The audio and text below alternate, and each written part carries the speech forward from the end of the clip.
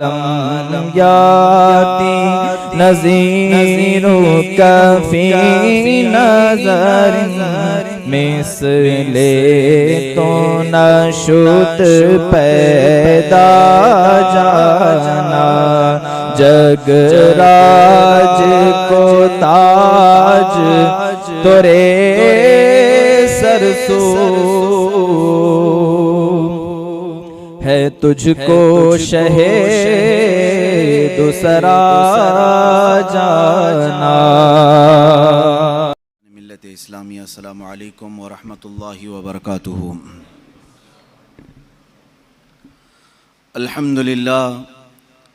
अल्हम्दुलिल्लाहिल हन्नानिल mannan अल्लज़ी खलक़ल इंसान व अल्लमहुल बयान वस्सलातु वस्सलामु अला रसूलिही सय्यिदिल इंसी वल जान व अला आलिही व अस्हाबिही ज़विल खैरि वल इहसान अम्मा बअद फ़अऊज़ु बिल्लाहि मिनश शैतानिर रजीम बिस्मिल्लाहिर रहमानिर रहीम नून वल क़लमि वमा यस्तुरून मा अंत बिनिअमति रब्बिक बिमजनून व इन्न लक लअजरन गैर ममनून व इन्नक लअला खुलुक़िन अज़ीम सदक़ल्लाहु मौलानल अज़ीम। बारगाह रिसालत मुआब सल्लल्लाहु तआला अलैहि वसल्लम में दुरूद पाक का हदिया पेश करें। अल्लाहुम्मा सल्लि अला सय्यिदिना व मौलाना मुहम्मदिन मअदनिल जूदि वल करम व आलिहि व अस्हाबिहिल किराम व इब्निहिल करीम व बारिक व सल्लिम सलातन दाइमतन सरमदन अबदा। अज़ीज़ान गिरामी वक़ार, आज की इस महफिल पाक में रसूल किराम वक़ार सल्लल्लाहु तआला अलैहि वसल्लम की बारगाह बेकस पनाह में आपके अखलाक़ अज़ीमा के सिलसिले में गुफ्तगू करनी है। आला हज़रत इमाम अहले सुन्नत फ़ाज़िल बरेलवी रहमतुल्लाहि तआला अलैह ने बारगाह रसूल सल्लल्लाहु तआला अलैहि वसल्लम में खिराज अक़ीदत पेश करते हुए यूँ अर्ज़ करते हैं, तेरे खल्क़ को रब ने जमील किया, तेरे खुल्क़ को रब ने अजीम कहा, कोई तुझ सा हुआ है न होगा शहा, तेरे खालिक़ हुस्न व अदा की कसम। ये खुदा ने है मर्तबे तुझको दिया, न किसी को मिला है न किसी को मिले, कि कुरान मजीद ने खाई शहा, तेरे शहरो कलामो बका की कसम। अज़ीज़ान गिरामी वक़ार, कुरान अज़ीम खुद अल्लाह के हबीब सल्लल्लाहु तआला अलैहि वसल्लम के अखलाक़ अज़ीमा की गवाही दे रहा है। मैं आपको यूँ बता दूँ कि इंसान सिर्फ एक जिस्म और सूरत का नाम नहीं है। इंसान अच्छी आदतें और अच्छे अखलाक का पैकर हो तो वो इंसान कहलाया जाता है। और इंसान की सबसे अजीम चीज़ जो उसे मुमताज़ करती है, इज़्ज़त बख्शती है, उसके वो अच्छे आदात हैं, उसके अच्छे अखलाक हैं। जिसको आप कैरेक्टर कहें, आदतें कहें और जिबिल्लत कहें, खसलत कहें, ये वो तमाम चीज़ें हैं जिसमें इंसान ढल करके सारे लोगों में मुमताज़ बनता है। इसीलिए कुरान ने भी अफजलियत का जो मेयार रखा है वो न रंग पे रखा, न नस्ल पे रखा, और न माल पे, न जायदाद पे। कुरान अजीम ने कहीं पर अफजल होने का जो मेयार रखा है वह यूँ नहीं कहा कि तुम में जो सबसे गोरा है वो सबसे इज्जत वाला है। अल्लाह ने ये नहीं फरमाया कि तुम में जिसके पास ज्यादा माल है वो इज्जत वाला है। ना ही उम्र को रखा गया, किसी चीज को नहीं। हाँ, कुरान ने कहा इन्न अक्रमकुम इंदल्लाहि अतकाकुम, तक़वे को रखा है कि बेशक तुम्हारी जमात में सबसे अफजल अल्लाह के नज़दीक वो बंदा है जिसका तक़वा ज़्यादा है। तक़वा ये अखलाक़ हसना की चीज़ है। अखलाक़ किसे कहते हैं पहले ये समझ लें, फिर हम अखलाक़ मुस्तफ़ा पर बात करें। इंसान जब दुनिया में आया है तो इसके जीने के अंदाज ये बताते हैं कि इसमें कुछ अच्छी चीज़ें हैं और कुछ बुरी चीज़ें हैं।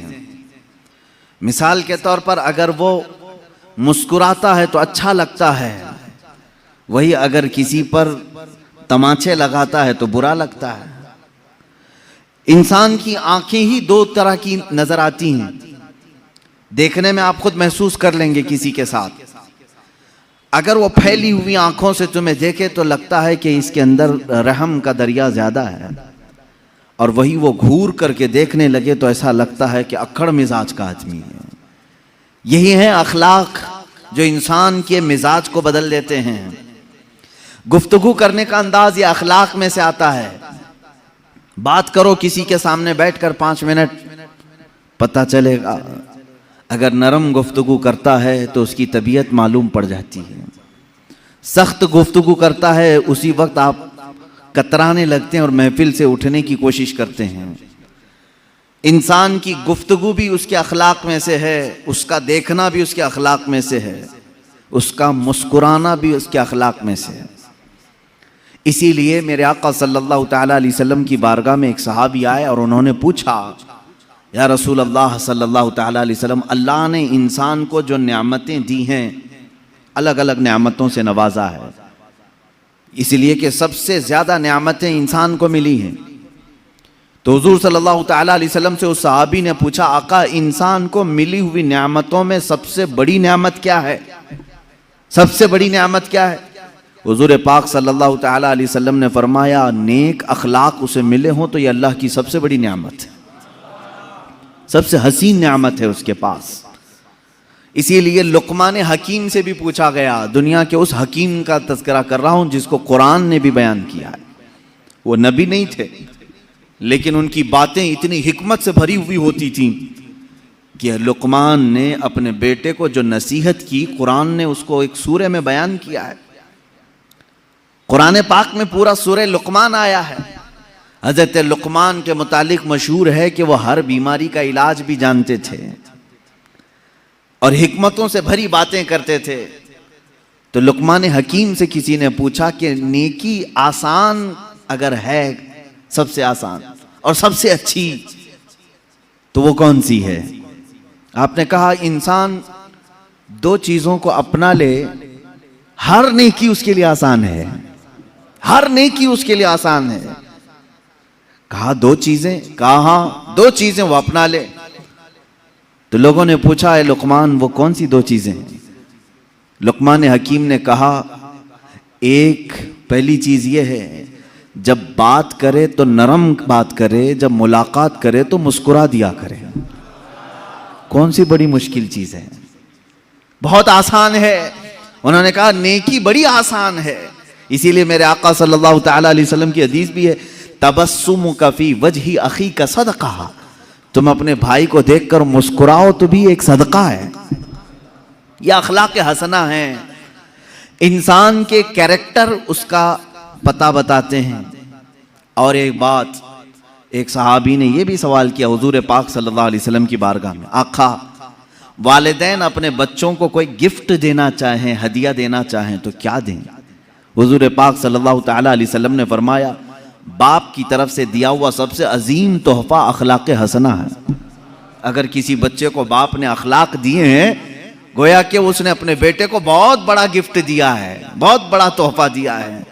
समझ जाओ मुसलमानों, तुम अगर गुड्डी गुड्डा ला करके बच्चों को बहला देते हो, उनके बर्थडे में केक काट करके उनका दिल बहला देते हो, तो ये वक्ती तोहफे हैं जो ख़त्म हो जाते हैं वक्त के साथ। लेकिन जो अखलाक हसना है वह ऐसा अजीम तोहफा है कि वो अपने बाप का भी सर हमेशा ऊंचा रखता है। गरीब नवाज को अगर अखलाक हसना में हमने देखा है तो ज़रूर उनकी माँ और बाप की तरबियत का असर है। गौसे आज़म अब्दुल कादिर जीलानी रज़ियल्लाहु तआला अन्हु के अखलाक हसना को अगर आज तारीख़ में बयान किया जाता है तो यकीनन उनकी माँ का उसमें बड़ा किरदार है। माँ बाप की तरफ से दिया हुआ तोहफा, सबसे बड़ा तोहफा क्या है? अखलाक हसना, नेक आदतें, अच्छे अखलाक। ये तो हम छोड़ ही चुके हैं। अपने बच्चों को पैदा करने के बाद मोहल्ले के हवाले कर दिया। बच्चे कब बड़े हो गए माँ बाप को पता ही नहीं चला, इसलिए कि खेलते कूदते वहीं बड़े हो गए। मेरे अजीजों, याद रखो, एक वक्त होता है ये अखलाक का तोहफा देने का। बड़े होने के बाद फिर तुम उन्हें उन अखलाक में नहीं ढाल सकोगे। जब परवरिश के उनके अयाम होते हैं बचपने के, उस वक्त तुम हसीन अखलाक का उन्हें पैकर बनाओ। इससे एक बात और भी है, बड़े बुजुर्ग हैं हज़रत जुनैद बगदादी रज़ियल्लाहु ताला अन्हु, आपसे पूछा गया इंसान का खानदान आला है, अशरफ है, कैसे पता चले? फरमाया उसके अखलाक देखो, उसके खानदान का पता चलेगा। कितनी बड़ी बात है। उसके अखलाक व किरदार उसके नसब का पता देते हैं, उसके अशरफ और आला होने का पता देते हैं। एक बात याद रखें, जो आला किस्म के लोग होते हैं, आला खानदान से, उनके अखलाक भी आला होनी चाहिए। हाँ, अगर अखलाक में खोट आ गई तो फिर दुनिया तुम्हें शक की नजर से देखेगी कि नसब इसका सही है या नहीं है। नसब अगर गंवा बैठता है तो फिर अखलाक में भी गिर जाता है। अल्लाह हिफाजत फरमाए। अजीज़ा ने गिरामी, अखलाक करीमा एक ऐसी बड़ी दौलत का नाम है जिसको तुम बाजार से खरीद नहीं सकते। ये कहीं मिलती होती तो लोग पैसे दे करके खरीद लेते। जानते हो, आज बहुत सारे ऐसी तंजीमें हैं या बहुत सारे ऐसे इंस्टीट्यूट हैं जहां अखलाक सिखाने के लिए अभी स्कूल शुरू किए गए हैं, और कुछ वो लोग हैं जो कैरेक्टर सर्टिफिकेट बांटते भी हैं। इसका कैरेक्टर कैसा है, इसके अखलाक कैसे हैं। कौन लोग? जो औरतों को नंगा नाचते हुए देख करके मुस्कुराते हैं, हंसते हैं, वो दूसरों को अखलाक की सर्टिफिकेट दे रहे हैं। कैरेक्टर की सर्टिफिकेट दी जाती है, अच्छे कैरेक्टर की।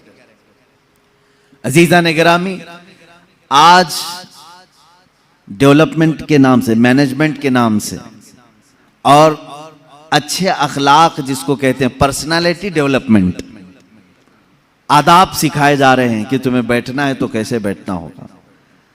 मैं एक बड़े शहर में इसी तरह के एक इंस्टीट्यूट में गया था जहां एक माहिर टीचर, एक माहिर प्रोफेसर वो स्टूडेंट्स को तालीम दे रहे थे कि बड़े लोगों के अखलाक कैसे होते हैं, आदाब कैसे होते हैं। जब किसी को विश करो तो कैसे करो, हैंड शेक करने के तरीके क्या हैं, तुम अगर किसी के महफिल में बैठो तो कैसे बैठो। अल्लाह की कसम मैं बताऊं, मैं सुनता रहा और उनको देखता रहा, और फिर अगर मैंने सीरत मुस्तफ़ा को खोला तो एक एक चीज़ अखलाक हसना में मुस्तफ़ा के पाई जाती है। अल्लाह के नबी सल्लल्लाहु ताला अलैहि वसल्लम ने बहुत पहले ये अखलाक उस मक्का की वादी में करके दिखाए जहां अखलाक नाम की चीज़ ही नहीं थी। मक्का मुकर्रमा में अखलाक का पैकर बन करके दिखाना सबके बस की बात नहीं। जहां लोग अपनी माँ और अपनी बहनों को बाजार में बेचने के लिए लाते हों, वहां औरतों की इज्जत की बात करना एक बहुत अलग किस्म की बात है। जहां लोग माल लूट करके रात भर महफिलें कायम करते हों, काफिला लुट जाता तो रात को शमें रोशन होती, रात भर खाते पकाते थे। ऐसे आलम में अगर चोरी के खिलाफ बात करना, आप जानते हैं कि यह अखलाक का किस कदर आला दर्जा है। अल्लाह के हबीब सल्लल्लाहु ताला अलैहि वसल्लम ने उस मक्का की वादी में 40 साल अपने अखलाक का ऐसा सिक्का बिठाया कि दुश्मन हो, कुफार हो, मुशरिकीन हो, सब एक ही नाम से आपको याद करते थे, हादा अमीनुन हादा सादिकुन, ये अमीन है और ये सादिक है। यानी जिन्होंने कत्ल का मंसूबा बनाया हुजूर का, उनसे भी अगर जाकर पूछते तो कहते नहीं, उनके अमीन होने में और सादिक होने में कोई शक नहीं कहते थे। पूरी किताबें उठा करके देख लें, मक्का के काफिरों ने हुजूर सल्लल्लाहु ताला अलैहि वसल्लम को गालियां दी हैं, बहुत गालियां दी। क्या क्या कहा है वो बताऊं? जादूगर कहा, मजनू कहा, मिर्गी वाला कहा, माज़अल्लाह शायर कहा। लेकिन पूरे मक्का के काफिरों की बातों को खंगाल करके निकालो, कहीं किसी छोटे काफिर ने या बड़े काफिर ने मेरे आका के अखलाक पर एक बात भी नहीं कही, एक बात भी नहीं। गाली देने वाला तो जात को भी गाली देता है, कैरेक्टर को भी गाली देता है, लेकिन मक्का वालों ने ऐसी गाली हुजूर को कभी नहीं दी।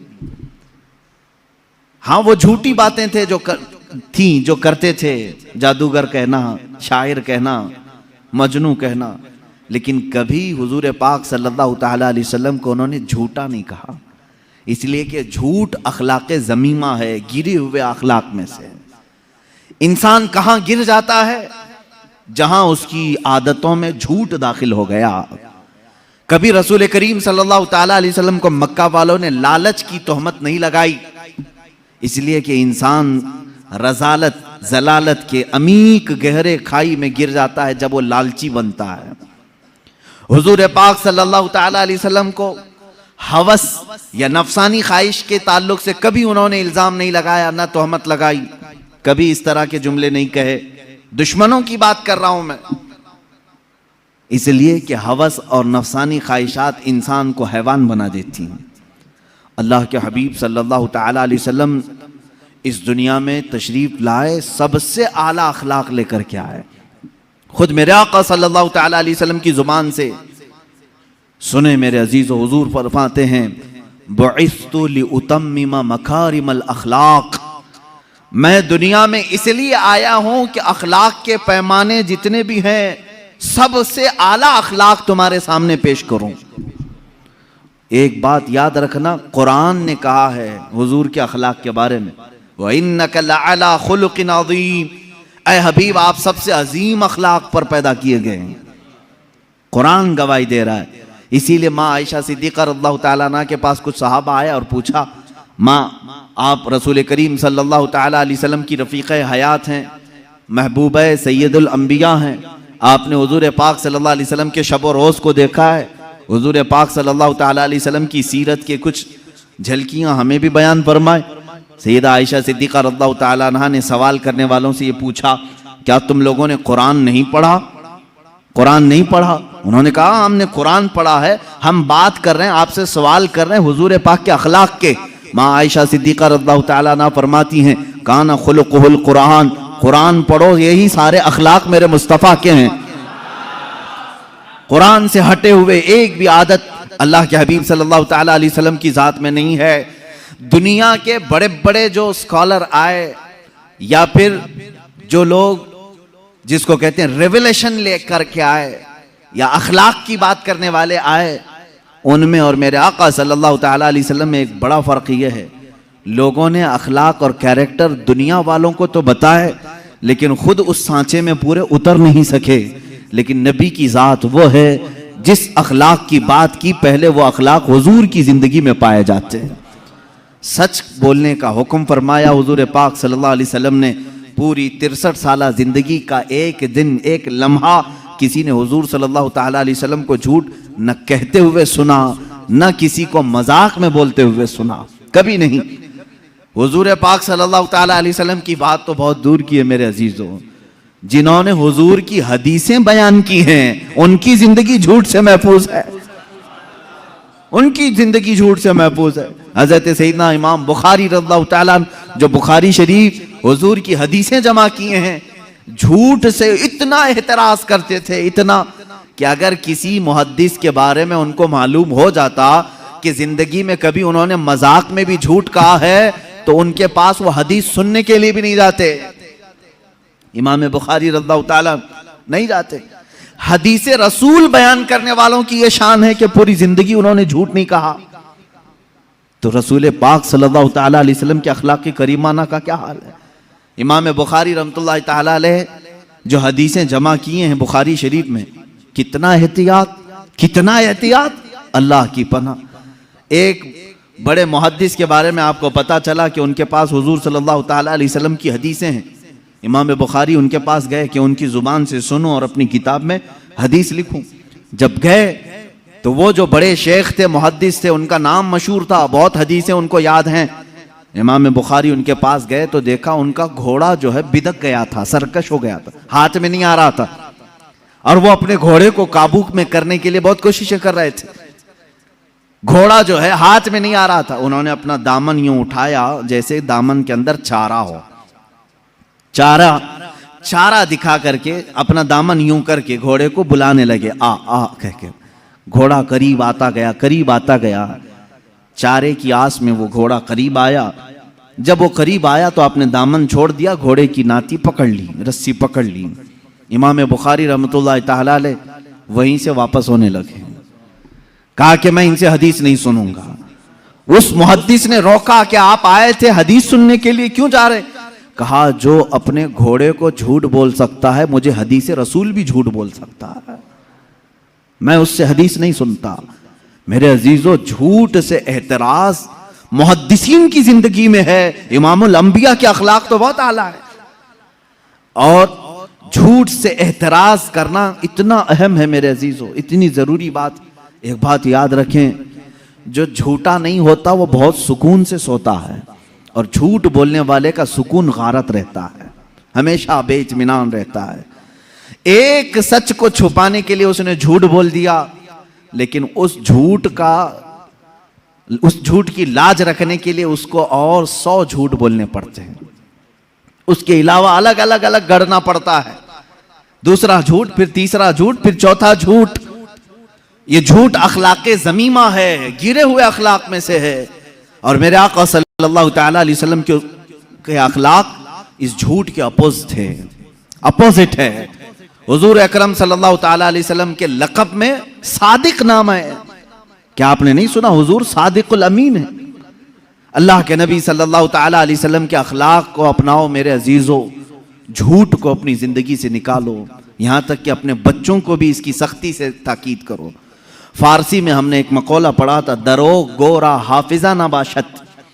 झूठ बोलने वाले की याददाश्त कमजोर हो जाती है, उसको याद नहीं होता। कुरान याद करने वाला हो, कोई भी किताब याद करने वाला हो, वो ये समझ ले कि झूठ बोलेगा तो उसका हाफिजा कमजोर हो जाएगा, याददाश्त सलामत नहीं रहती। झूठ एक ऐसी नहुसत है जो इंसान की जिंदगी की तमानीनत और उसके सुकून को गारत कर देती है। इसीलिए मेरे आका सल्लल्लाहु तआला अलैहि वसल्लम के पास एक शख्स आया और उसने कहा कि मेरे पास बहुत बुरी आदतें हैं, बहुत सारी, मैं बयान तो नहीं करूंगा, लेकिन मैं सब नहीं छोड़ सकता। कोई एक चीज आप बोले एक ही छोड़ूंगा, लेकिन वादा करके छोड़ूंगा। शराब पीता हूं, जुआ खेलता हूं, या जो भी काम हैं, बहुत सारी बुरी आदतें हैं, लेकिन आप एक आदत को बोले मैं छोड़ दूंगा, वादा करूंगा। हुजूर ने फरमाया पक्का वादा करेगा? उसने कहा हाँ। अल्लाह के नबी सल्लल्लाहु तआला अलैहि वसल्लम ने फरमाया ठीक है, आज से तू सिर्फ झूठ छोड़ दे, आज से सिर्फ तू झूठ छोड़ दे। जब भी मैं तुझसे सवाल करूंगा तू झूठ नहीं बोलेगा। उसने कहा बिल्कुल। मैंने आपके हाथ पर हाथ रखा, वादा कर लिया। अरब के लोग बड़े पक्के भी हो जाते थे, किसी बात का आज़म कर लेते तो उस पर अटल हो जाते। बहुत सारी बुराइयां छुपी हुई थी, मालूम नहीं थी, लोगों पे जाहिर नहीं थी। कहा दूसरी नहीं छोड़ूंगा मैं। कहा ठीक है, दूसरी नहीं छोड़ना है, एक जो आपने कहा वही छोड़ूंगा। घर गया, उसके बाद उसकी दूसरी जो आदतें थी, खा वो शराब की हो या जुए की हो, जैसे ही उस आदत के करीब जाता उसे मेरे आका सल्लल्लाहु अलैहि वसल्लम का ख्याल आता, कल अगर महफिल में जाऊंगा, हुजूर ने अगर सवाल कर लिया कल शराब पिया था, वादा करके आया हूं, झूठ तो नहीं बोल सकता, और सच बोलूंगा तो सब में जलील भी हो जाऊंगा, कोड़े भी खाने पड़ सकते। जुआ की तरफ अगर ध्यान गया तब फिर ख्याल आया कल अगर इसके बारे में पूछा गया तो क्या जवाब दूंगा। झूठ तो नहीं बोल सकता, आज वादा करके आया हूं। एक रात में हर बुराई का ख्याल करता रहा और फिर मेरे मुस्तफ़ा का भी ख्याल आता रहा। दूसरे दिन वो सुकून की नींद सोकर आया, बारगाह मुस्तफ़ा सल्लल्लाहु अलैहि वसल्लम में हशाश वशाश तबीयत थी। जो झूठ नहीं बोलता वो बहुत सुकून से रहता है, उसकी तबीयत में घबराहट नहीं होती। हुजूर पाक सल्लल्लाहु तआला अलैहि वसल्लम की महफिल में आया और जो जो उसने सोचा था वही सवालात हुजूर ने किया भी। कहा कल ऐसा तो नहीं कि तूने शराब पिया? कहा या रसूल अल्लाह हरगिज नहीं पिया। जुआ खेला था? कहा हरगिज नहीं खेला। जितनी बुराइयों का हुजूर ने पूछा बिल्कुल निडर होकर के सच बात कहा और कहा ऐ मेरे मौला, तूने ऐसा रसूल भेजा, एक बुराई को मुझसे छुड़ाया, उसकी सदके में अल्लाह पूरी बुराइयां खत्म हो गई। ये जिंदगी का मेयार याद रखो। झूठ उम्मुल खबाइस है, बुराइयों की मां है। यहां से बहुत सारी बुराइयां तुम्हारे अंदर जड़ पकड़ती हैं। झूठा आदमी मुनाफिक होता है, निफाक उसके दिल में आने लगता है। इसीलिए कि मेरे आका सल्लल्लाहु तआला अलैहि वसल्लम से पूछा गया था मुनाफिक की अलामत क्या है, उसमें पहली अलामत हुजूर ने फरमाया बात करेगा तो झूठ बोलेगा। यहां आज लोगों की आदत सी पड़ गई है और कसमें खाते हैं उस पर, झूठ पर फिर कसम भी खाते हैं, माँ की कसम, बाप की कसम, खुदा की कसम, मुआज़ल्लाह। मेरे अजीजों, तुम ये सोचते होंगे कि जुबान से निकला है क्या, होना क्या है। याद रखो, अल्लाह के हबीब सल्लल्लाहु ताला अलैहि वसल्लम ने फरमाया क़यामत के दिन बहुत सारे वो लोग होंगे जिनको सिर्फ ये जुबान का टुकड़ा दोज़ख में ले जा रहा होगा, ये गोश्त का टुकड़ा दोज़ख में ले जा रहा होगा, इसलिए कि झूठ बोलते थे। और यहाँ तक कि एक हदीस है, अल्लाह के हबीब सल्लल्लाहु ताला अलैहि वसल्लम फरमाते हैं, इंसान पहले झूठ बोलता है, फिर दूसरा बोलता है, फिर तीसरा झूठ बोलता है, इतना बोलता है कि अल्लाह के यहाँ उसे कज़ूब लिख दिया जाता है, यानी झूठा लिख दिया जाता है। और एक बंदा है जो सच बोलता है और सच पर कायम रहता है, डटा रहता है, अल्लाह के यहाँ वो हमेशा के लिए सच्चा लिख दिया जाता है। तुम्हारे अंदर है इख्तियार है, तुम क्या करना चाहोगे, कौन सी खसलत अपनाना चाहोगे। और झूठ दोज़ख की तरफ ले जाता है, सच जन्नत की तरफ ले जाता है। ये अखलाक हैं मेरे आका सल्लल्लाहु अलैहि वसल्लम के, कि पूरी जिंदगी ये पाक कभी आपने जुबान से झूठ का लफ्ज तक नहीं निकाला। और वादा खिलाफी, मैं अखलाक गिनाता जाऊंगा मेरे अजीजों। अल्लाह के हबीब सल्लल्लाहु ताला अलैहि वसल्लम के अखलाक की करीमाना बहुत आला है, बहुत आला है, जिसमें हल्का सा भी नक्स हो, ऐब हो, वो हुजूर की जिंदगी में आया ही नहीं। तेरे तो वस्फ ऐब तनाही से हैं बरी, आला हज़रत ने फरमाया, तेरे तो वस्फ ऐब तनाही, कहते हैं बहुत हल्का ऐब, ऐब तनाही, बहुत हल्का ऐब जिसको बुरा कहा जा सकता है, वो भी हुजूर की जिंदगी में नहीं आया। तेरे तो वस्फ ऐब तनाही से हैं बरी, हैरा हूं मेरे शाह मैं क्या क्या कहूं तुझे। आका आपकी जिंदगी पाक में एक हल्का सा सुई के नाके के बराबर भी बुरा अखलाक आया नहीं, कोई बुरी आदत नहीं आई। बुरी आदतें जिसको आज भी बुरा कहा जाता है, वो अल्लाह के नबी सल्लल्लाहु अलैहि वसल्लम की जिंदगी में कभी नहीं सुनोगे। आप सच के पैकर थे, वादा वफाई में मुकम्मल थे, यहां तक कि हुजूर पाक सल्लल्लाहु ताला अलैहि वसल्लम जब किसी को वादा करते तो इतना ईफाए अहद का एहतमाम फरमाते थे, वादा वफाई का, कि जहां जिसको कह दिया। एक मर्तबा बाजार में किसी शख्स ने कहा कि मैं आ रहा हूं, आप रुके रहे हैं। आपने कहा हाँ मैं तेरे इंतजार में रुकता हूं। वो गया और भूल ही गया, पूरा दिन गुजर गया, वो आया ही नहीं। मेरे आका सल्लल्लाहु ताला अलैहि वसल्लम वहीं खड़े रहे, वहीं रह गए। काफी वक्त के बाद, वो तो भूला हुआ शख्स था, कई लोग आए, कहा अल्लाह के नबी सल्लल्लाहु ताला अलैहि वसल्लम यहीं खड़े रहते हैं। कहा एक शख्स ने मुझसे कहा था और मैं उसके आने का इंतजार कर रहा हूं, मैंने वादा किया था। वो तो भूल गया। वापस जब आया तो मेरे आका सल्लल्लाहु ताला अलैहि वसल्लम को उसी मकाम पर पाया, बहुत रोया। अल्लाह के नबी सल्लल्लाहु अलैहि वसल्लम ने उस शख्स से कहा, ए बंदे, मैं अल्लाह की तरफ से अखलाक आली, अजीम अखलाक को पूरा करने के लिए दुनिया में आया हूं, और मैं कभी वादा वफाई नहीं करता, वादे के खिलाफ नहीं करता। एक सहाबी वो मुशरिकीन में से आकर के हुजूर सल्लल्लाहु ताला अलैहि वसल्लम की बारगाह में ईमान लाए। वो ईमान वाले नहीं थे, पहले काफिरों की सोहबत में, काफिरों ने भेजा था हुजूर सल्लल्लाहु अलैहि वसल्लम के पास हालात देखने के लिए कि देख करके आओ। तो इन्होंने कहा था मैं 3 दिन के अंदर लौट आऊंगा। वो मदीने आए, लेकिन अपना दिल दे बैठे, आए थे जासूसी करने के लिए। वो हुजूर अकरम सल्लल्लाहु अलैहि वसल्लम के अखलाक से मुतासिर वो ईमान लाए। उन्होंने कहा या रसूल अल्लाह सल्लल्लाहु अलैहि वसल्लम, अब मैं उस कुफार और मुशरिकीन की गलाजतों वाले इलाके में हरगिज नहीं जाऊंगा, मैं नहीं जाना चाहता। ईमान की बहारें मदीने में हैं, अखलाक आली यहाँ पर है। अल्लाह के नबी सल्लल्लाहु अलैहि वसल्लम ने फरमाया, मैं वादा खिलाफी करने वालों के साथ नहीं रहता।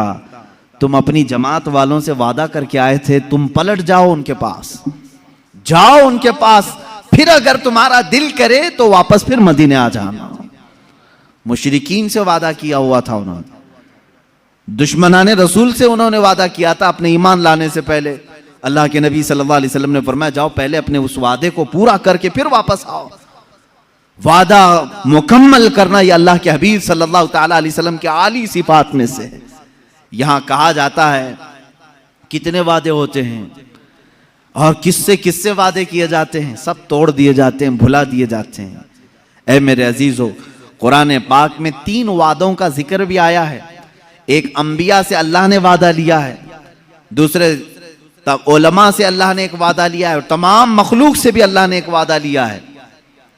अंबिया से वादा क्या था अल्लाह ने फरमाया कि ऐ तमाम गिरोह अंबिया, जब मेरा आखिरी रसूल दुनिया में आए, अगर वो तुम्हारी किसी की जिंदगी में आए तो तुम सब के सब उस पर ईमान लाना। किनसे वादा लिया था अल्लाह ने? अंबिया से। एक वादा ये है, और अल्लाह ने उनसे इकरार करवाया था। क्या तुम इकरार करते हो इस बात का कि जब मेरा रसूल आएगा तुम उस पर ईमान लाओगे, उसकी मदद करोगे? सारे नबियों ने कहा हाँ हम इकरार करते हैं। एक वादा ये। दूसरा, उलमा जो दुनिया में आलिम बनकर आने वाले, इनकी रूहों को भी अल्लाह ने, इनकी रूहों से भी अल्लाह ने वादा लिया। क्या उलमा की जमात, जब तुम दुनिया में जाओगे तो सिर्फ हक बयान करोगे। लतुबय्यिनुन्नहु लिन्नास वला तक्तुमूनहु, कोई भी हक बात छुपाओगे नहीं। उलमा ने भी वादा किया है अल्लाह से। और फिर सारी मखलूक, सारे इंसान, इनसे भी एक अल्लाह ने वादा लिया। क्या? अलस्तु बिरब्बिकुम, सारी रूहों से अल्लाह ने पूछा था क्या मैं तुम्हारा रब नहीं हूं? सबों ने कहा था ऐ अल्लाह क्यों नहीं, तू ही हमारा रब है। अल्लाह ने पूछा क्या तुम इसी वादे पर कायम रहोगे? इसी वादे पर कायम रहोगे? सबों ने कहा हाँ हम इस वादे पर कायम रहेंगे। लेकिन पैदा होने के बाद कितने हैं जो उस वादे पर कायम हैं, ये सबको मालूम। अल्हम्दुलिल्लाह, अल्लाह का बड़ा फजल व करम है, हम आज भी अल्लाह को ही अपना रब मानते हैं। हमारी रूह ने जो वादा किया था उसी वादे पर आज हम मुकम्मल हैं। उलमा में से बाज वो हैं जो अपने वादे को भूल गए, तो समझ लो कि उनके अंदर मुनाफिकत आ गई। जो हक बयान नहीं करना चाहते और जो छुपाना चाहते हैं हक बातों को, उनके अंदर निफाक आ गया। वो अपने मौला से किए हुए वादे को तोड़ करके बैठे हुए हैं। और अंबिया कराम तो वादा खिलाफी कर ही नहीं सकते। मेरे अजीजों, कुरान में ये 3 वादों का जिक्र आया है। अब आपकी जिंदगी में अभी अगर कभी किसी से वादा किया तो याद रख लेना, मोमिन का वादा ये अल्फाज की फेंकाई नहीं है, ये जुबान की इसी तरह चलाए हुए तीर नहीं है। मोमिन का किया हुआ वादा पत्थर की लकीर से ज्यादा मजबूत होना चाहिए कि अगर मैंने कहा है तो उसको करके दिखाऊं, और अगर नहीं हो सकता तो वादा भी ना करें, वादा भी ना करें। आम तौर पर जो वादा खिलाफियां देखने आ रही हैं वो शादीशुदा जोड़ों में यही तो है। शादी से पहले बहुत सारे वादे, इफ़ाए अहद, बहुत कुछ होते हैं और सब झूठे होते हैं, एक दूसरे के खिलाफ हो जाते हैं। क्या वो मोमिन है? उनकी मोमिनाना शान है ये ईमान की शान है कि किसी लड़की को पागल बनाने के लिए, अपने दामे फरेब में फंसाने के लिए उससे लंबे चौड़े वादे किए, उससे क्या क्या कहा, चांद पे ले जाऊंगा, तारे तोड़ लाऊंगा। ये सोचते होंगे कि ये सिर्फ अल्फाज हैं। अल्फाज औरों को कहने दो मेरे अजीज, मोमिन सिर्फ अल्फाज फेंकता नहीं, मोमिन जो कहता है उसको मुकम्मल करके रहता है। ईमान वालों का तकाजा यह होना चाहिए कि वो किसी से भी वादा करे तो पूरा करे। अल्लाह के नबी सल्लल्लाहु ताला अलैहि वसल्लम जानवरों से भी अगर वादा करते तो पूरा करते थे। जानवरों की बात, अल्लाह के नबी सल्लल्लाहु ताला अलैहि वसल्लम ने फरमाया किसी जानवर से भी इस तरह का सुलूक ना करो। आप यहां अपने अखलाक को अगर बदलना चाहें तो सीरत मुस्तफ़ा का पूरा मुताला शुरू करो। अल्लाह के हबीब सल्लल्लाहु ताला अलैहि वसल्लम के अखलाक आली है। क्या आपने कभी किसी से वादा खिलाफी नहीं की? सादिकुल वादिल अमीन, आप वादे को भी सच्चा करने वाले और अमानतदार थे। अल्लाह के नबी सल्लल्लाहु ताला अलैहि वसल्लम के अखलाक में कभी झूठ आया, कभी वादा खिलाफी आई। तीसरी बात मैं जिक्र कर रहा हूं, अमानतदारी में मेरे आका की कोई मिसाल नहीं। अमानतदारी, अमानत इंसान के अखलाक में बहुत आला अखलाक हैं। जो बंदा अमानतदार होता है वह अल्लाह के नज़दीक भी मोहतरम होता है, बहुत मुअज़्ज़म है, मुकर्रम है। अमानत किसे कहते हैं? कोई भी चीज़ तुम्हारे पास रखी गई, उसे संभालने को कहा गया, फिर जब उस शख्स ने वापस मांगा तो तुम उसको वो चीज़ वापस लौटा दो। अभी इसमें पैसे भी हो सकते हैं, सामान भी हो सकता है, बातें भी हो सकती हैं, बातें भी हो सकती हैं। कोई भी चीज़ अगर तुम्हारे पास अमानत के तौर पर रखी तो अमानतदार वही शख्स है जो रखी हुई चीज में खुर्द बुर्द ना करे, उससे पूछे बगैर कोई चीज उसमें इस्तेमाल ना करे। आपने अगर मेरे पास 1000 रुपये रखे और कहा यह अमानत है, आप इसको संभालें। मैंने उसको संभाला। 1 महीने के बाद आप दोबारा आए। मैंने अगर वो 1000 वापस तुम्हें लौटा दिए तो अमानतदार कहलाऊंगा। 1 रुपये भी खाया था तो खयानतदार। नहीं देने की बात किया तो और बड़ा झूठा धोखेबाज। खयानतदार कम करने वाला और ना देने वाला, हड़प करके गसब करने वाला धोखेबाज, अल्लाह की बारगाह में उसका और बड़ा अज़ाब है। मोमिन की तो ये शान ही नहीं। अल्लाह के नबी सल्लल्लाहु तआला अलैहि वसल्लम के पास तो अमानतें रखने वाले ऐसे लोग थे, आपको मालूम है, जिन्होंने हुजूर सल्लल्लाहु अलैहि वसल्लम के ऊपर तलवार उठाई कत्ल के मंसूबे से। उनकी तलवारें भी हुजूर के पास अमानत में रखी जाती थी। वो भी जो दुश्मनी में उरूज पर पहुंचे हुए थे, अपनी अमानतें हुजूर के पास ही रखते थे। उनको मालूम था दुनिया इधर से उधर हो जाएगी, मोहम्मद अमानत में खयानत कभी नहीं करते सल्लल्लाहु तआला। हुजूर के मुतालिक इतना यकीन था उन्हें। इसीलिए हिजरत की रात हुजूर सल्लल्लाहु अलैहि वसल्लम मौला अली करमल्लाहु वजहुल करीम को अपने बिस्तर पर सुलाकर यही तो फरमाते हैं, अली कल सुबह उठना, मेरे पास मक्का वालों की अमानतें हैं, ये फला फला को अमानत वापस करके तुम भी मदीने चले आना। मुझे बताओ, जो शहर छोड़ करके जा रहा है सारा बटोर करके ले जाए, कौन पीछा करेगा, कौन आएगा? देखते हैं मैं नए शहर में जा रहा हूं। अल्लाह के नबी सल्लल्लाहु तआला अलैहि वसल्लम ने जिसका जिसका जैसा हक था वो वापस लौटाया। अगरचे वो दुश्मनों का हक था, वो हुजूर के दुश्मनों का हक था, लेकिन आपने वापस लौटाया। पूरी जिंदगी पाक में आपके किसी ने आपकी अमानतों पर उंगली नहीं उठाई, कभी आपको तोहमत नहीं लगाई। अजीज़ान गिरामी, मोमिन की भी आला शान होनी चाहिए, वो अमानतदार बने। अमानतदार बने। कोई चीज तुम्हारे पास रखी हुई हो उसे या तो लौटाओ या तो फिर उसकी सही हिफाजत करो। अमानत में खयानत करने वाले के मुतालिक भी हुजूर सल्लल्लाहु अलैहि वसल्लम फरमाते हैं वो मुनाफिक है। ईमान वाला अमानत में खयानत नहीं करता। अब अगर इसके मफहूम को मैं तवील करूं तो बहुत लंबा हो जाएगा। क्या चीज अमानत है? चलो मैंने आपके पास 100 रुपये दिए, आप 100 रुपये वापस लौटाएंगे तो आप अमानतदार, बात सही है। और अगर कम करके लौटाया तो खयानतदार। ये फार्मूला मालूम है? अब सुनो, अल्लाह रब्बुल इज्जत ने तुम्हें क्या क्या चीजें अमानत में दी। तुम्हारे हाथ ये अमानत हैं अल्लाह की, तुम्हारी आंखें अल्लाह की अमानत हैं, तुम्हारी जुबान ये अल्लाह की अमानत है, तुम्हारा जहन, तुम्हारा दिल ये अल्लाह की अमानत है। कुरान में अल्लाह ने फरमाया सुम्मा लतुसअलुन्ना यौमइदिन अनिन नईम, क़यामत के दिन फिर मैं अपनी हर नेमत के बारे में पूछूंगा। मैंने फला फला फला चीजें तुझे दी थी अमानत के तौर पर, वापस पलटा।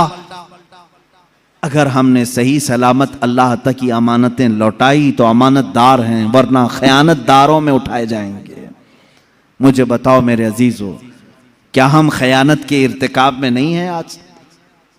आज हमारी आंखों का वही इस्तेमाल हो रहा है जो मौला चाह रहा है? क्या हमारी उंगलियां, हमारे हाथ, हमारे पैर महफूज हैं? अल्लाह ने जिस मकसद के लिए इनको पैदा किया उसी मकसद पर हमने इनको लगाया है। तो अगर हमने गलत इस्तेमाल करना शुरू किया है तो अल्लाह की अमानतों में खयानत हो रही है। क़यामत के दिन खयानत करने वालों में हशर हो सकता है। हाँ, लेकिन अल्लाह रब्बुल इज्जत अफू व गफूर व करीम व रऊफ व रहीम है। वो चाहे तो तुम्हारी खयानतों को माफ करेगा, माफ करेगा। फिर से अल्लाह तबारक व तआला तुम्हें पाक व साफ करके उठाएगा। तौबा कर लो। अब तक अगर खयानत की थी अपने हाथों से, अपने आंखों से या अपनी जुबान से, तौबा कर लो, बाज आ जाओ। ये कहो ए बारे इलाहा, तेरी दी हुई आंखें मैंने गलत जगह इस्तेमाल की, तेरी दी हुई जुबान से मैंने गलाजतें निकाली। ए रब्बे जुल जलाल, तूने कुरान पढ़ने के लिए मुझे जुबान दी थी। कुरान में कहा था वक़ूलु लिन्नासि हुस्ना, लोगों से अच्छी अच्छी बातें करो, लेकिन जुबान खुलती थी तो गाली गलोच भी आई, झूठ भी आया, गीबत भी आई, चुगली भी आई, गाने बजाने भी आए। ये तमाम चीजों से अपनी जुबान को गलीज कर लिया, अमानत में खयानत हो गई।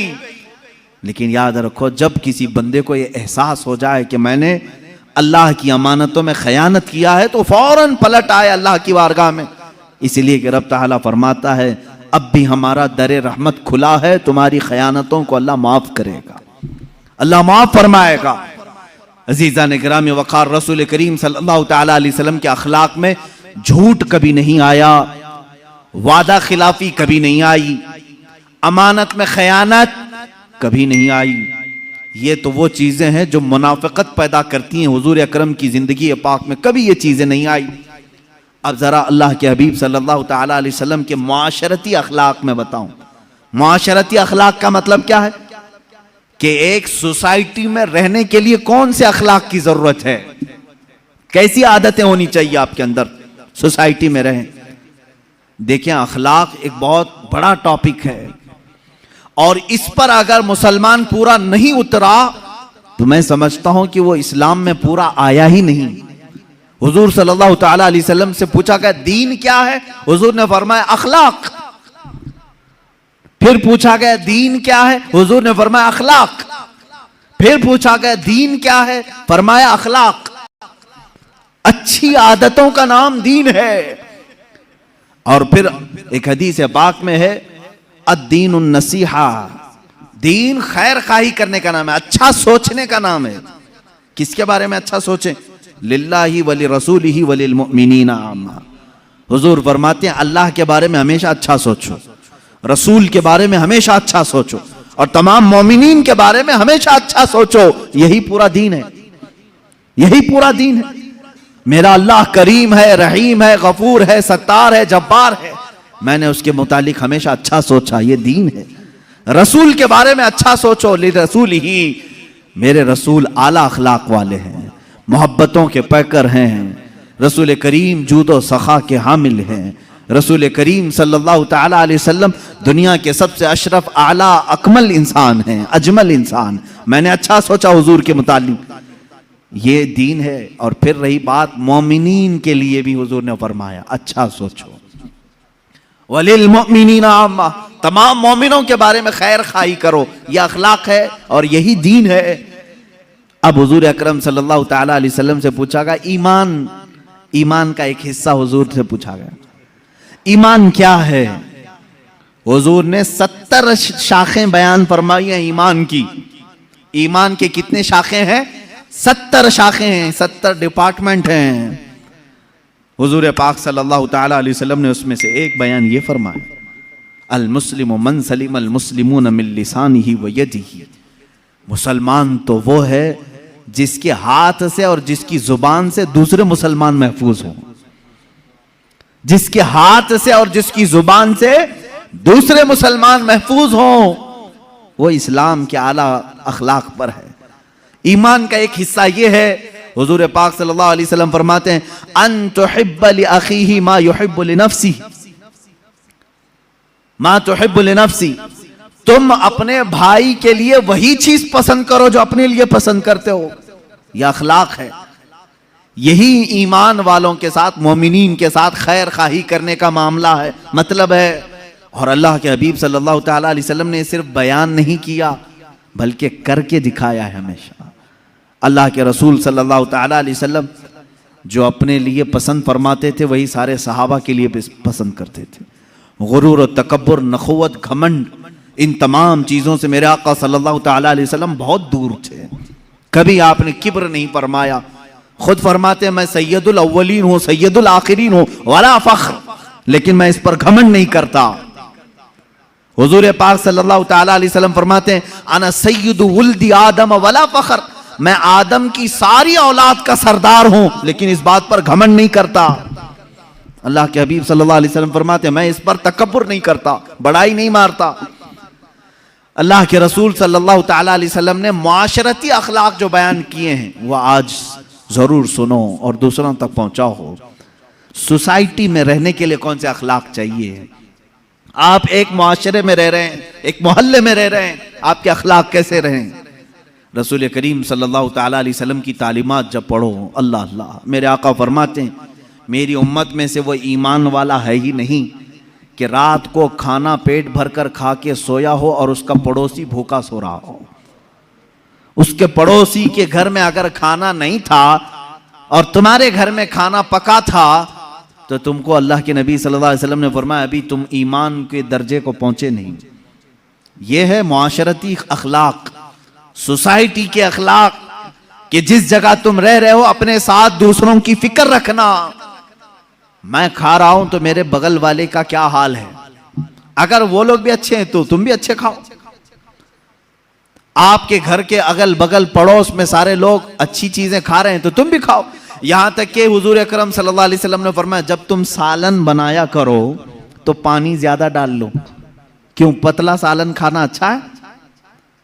पतला सालन खाना अच्छा है? हुजूर पाक सल्लल्लाहु ताला अलैहि वसल्लम के तालीमात का मफहूम मैं बता रहा हूं। फरमाते हैं कि तुम जब सालन बनाया करो तो थोड़ा शोरबे में पानी ज्यादा कर लो ताकि तुम्हारे पड़ोसियों को भी थोड़ा उसमें दे सको। और अगर कोई गाढ़ा सालन ही दे सकता है तो दे दे। ये उसके लिए फरमाया गया जो बहुत ही गरीब है और कभी सालन पका रहा है। फरमाया गया तू भी अकेला मत खा, तेरे सालन में थोड़ा पानी ज्यादा करके दूसरों को भी शामिल कर ले। ये सोसाइटी के अखलाक है। ये सारी चीजें क्या आज हम में से उठ नहीं गई? हमारे यहां कितने बीमार पड़े होंगे, हम में से कोई उनको देखने नहीं जाता। इयादत की सुन्नतें खत्म कर दी लोगों ने, और खास तौर पर शहरी जिंदगी ऐसी हो गई है। मैंने देखा है शहरों की जिंदगी ऐसी है कि सेल्फिश हो गए लोग, किसी दूसरे की उन्हें परवाह नहीं, फिक्र नहीं, और दूसरों के सिलसिले में सिर्फ अपने घर में बैठ करके डिस्कस करते रहना, बातें बनाते रहना, उनकी गीबत करना, उनके घर में आने जाने वालों पर नजर रखना। यही अखलाक है सोसाइटी में रहने के। सोसाइटी में रहने के अखलाक ये होनी चाहिए कि एक जिस्म जिस तरह से हो कि अगर हाथ को दर्द करे तो पूरे जिस्म में बुखार आ जाए। अगर मोहल्ले में एक बीमार हो तो सारे लोग फिक्रमंद हो जाएं और सब दुआ करें कि अल्लाह मेरा पड़ोसी बीमार है, उसे तू जल्द शिफा अता कर। ये ईमान वालों का मुआशरा है जो मेरे आका सल्लल्लाहु ताला अलैहि वसल्लम के अखलाक का एक शाहकार है। हुजूर पाक सल्लल्लाहु ताला अलैहि वसल्लम ने मदीना तैयबा में वही अखलाक पैदा किए। क्या आपको मालूम नहीं हो मशहूर हदीस, एक सहाबी के घर गोश्त की भुनी हुई सरी बकरी की आई, यानी गोश्त भुना हुआ उनके घर आया। उस सहाबी ने देखा, शोहर बीवी थे, खाने के लिए बैठे, भूखे भी थे। उन्होंने सोचा पड़ोसी को दे देते हैं। उन्होंने पड़ोस में भिजवा दिया। पड़ोस के घर गोश्त आया, उन्होंने देखा खाने के लिए लजीज है, भूख भी लगी है, कहा मेरे अपने पड़ोसी को दे देता हूं। उन्होंने तीसरे को दे दिया, तीसरे ने चौथे को दे दिया, चौथे ने पांचवें को दे दिया। हर एक के पास ये अखलाक है। यहां तक के हदीस में है वो बकरी का भुना हुआ गोश्त घूमते घूमते फिर उसी पहले सहाबी के घर आ गया, जहां से वो गया था वहीं आ गया। इसका मतलब है कि मदीने में हुजूर पाक सल्लल्लाहु ताला अलैहि वसल्लम ने आला किस्म के इंसानों की सोसाइटी बनाई थी जो एक दूसरे पर अपनी जान वारफ्ता करते थे, जान बिछाते थे। अजीज़ान गिरामी वक़ार, उन अखलाक अजीमा को वापस ले आओ। रसूल करीम सल्लल्लाहु ताला अलैहि वसल्लम के अजीम अखलाक में से ये है कि आप दूसरों की फिक्र के लिए हमा वक्त मसरूफ रहते। यहां तक के चंद मिसालें मैं आपको बताऊं। हुजूर पाक सल्लल्लाहु ताला अलैहि वसल्लम से एक सहाबी आए और उन्होंने पूछा, आका मैं आपको कहां ढूंढूं, कहां ढूंढूं?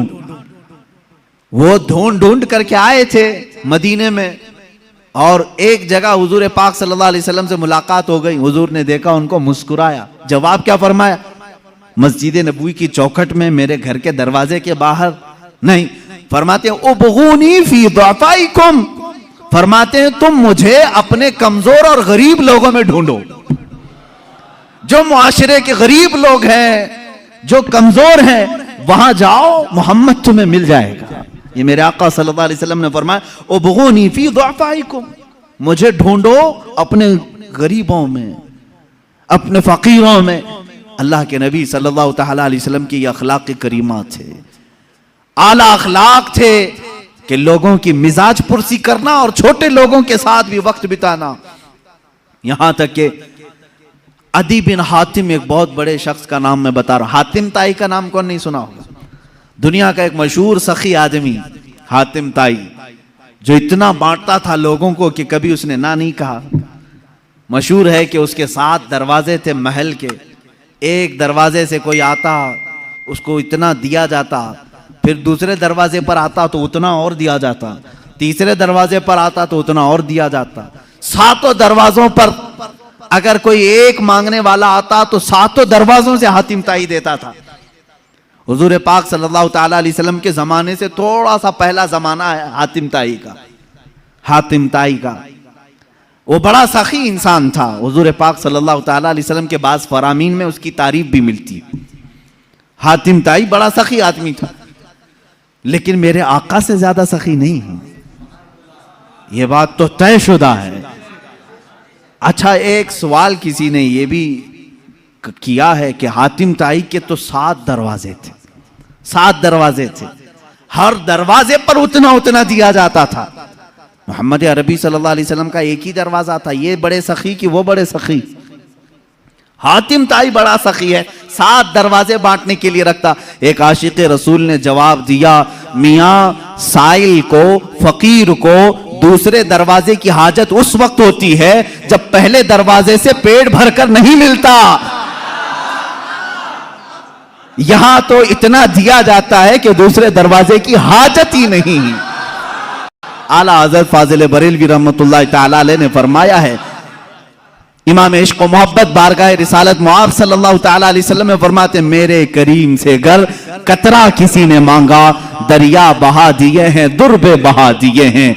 सरकार में न ला है, मांगेंगे मांगे जाएंगे, मुंह मांगी पाएंगे। सरकार में न ला है न हाजत अगर की है। 2 चीजें हुजूर की बारगाह में नहीं है। क्या? ला का मतलब नहीं।